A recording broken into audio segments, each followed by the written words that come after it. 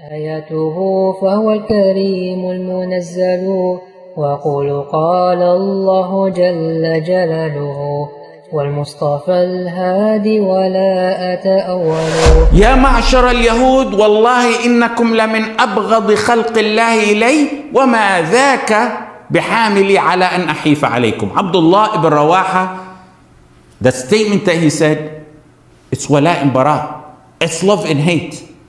At the same time, I will not be unjust. Our Walaa and Baraa is governed by Allah subhanahu wa ta'ala, so it's just.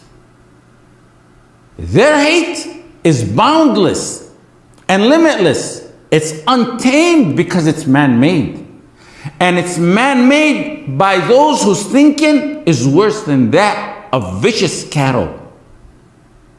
We saw the effect of Walaa and Baraa, their love and hate in their democracy, and the consequences of it in our lands and on our people. In Palestine and in India, in Iraq and Syria, in Afghanistan and elsewhere.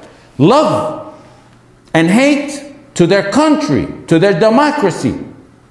And that love and hate resulted in classified, secret, special operation units that massacred tens of thousands of Muslims indiscriminately. If their F-15 Eagles and drones were able to speak, they would tell of the horror and atrocities that they committed on Ibadullah al-Muslimin. Walaa and Baraa, love and hate, for their democracy is dropping.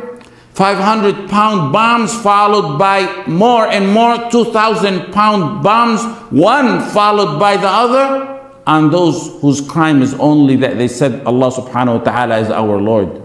Massacring children in the arms of their mothers along with men and youth, then hiding and covering up the massacre as if nothing ever happened. That's their definition of hate.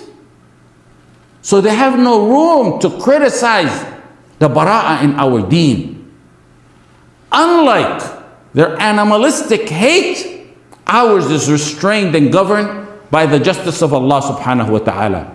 And that is why every Muslim should hold his head up high in honor, in his belief in general, but more so in aspects like Walaa and Baraa. Such hypocrites they are. Homosexuals and animals have rights.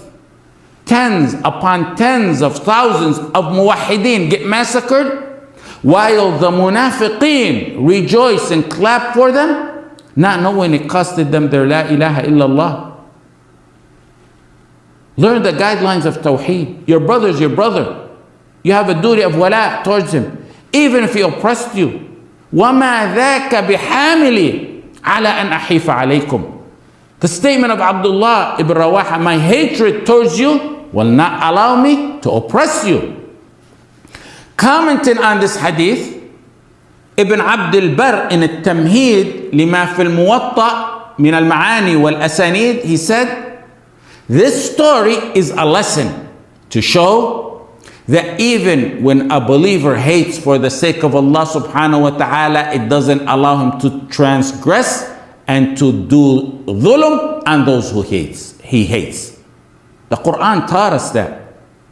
ولا يجرمنكم شنآن قوم أن صدوكم عن المسجد الحرام أن تعتدوا يا أيها الذين آمنوا كونوا قوامين لله شهداء بالقسط ولا يجرمنكم شنآن قوم على ألا تعدلوا. Al-Qurtubi said, Allah ordered one to be just even if he hates them. And the kufr, he said, the kufr of a kafir doesn't mean you can be unjust to them. Islam is purer than purity. وبحنيفة ثم أحمد ينقل فإن اتبعت سبيلهم فموفق.